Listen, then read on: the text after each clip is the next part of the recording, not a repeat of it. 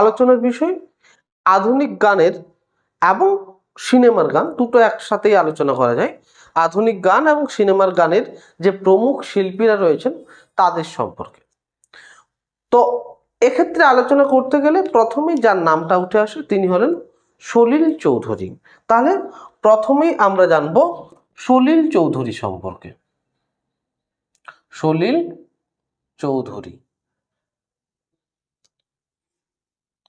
সলিল চৌধুরী কে ছিলেন না, তিনি একজন বিশিষ্ট সঙ্গীত পরিচালক ছিলেন, অর্থাৎ তিনি সঙ্গীত পরিচালনা করতেন।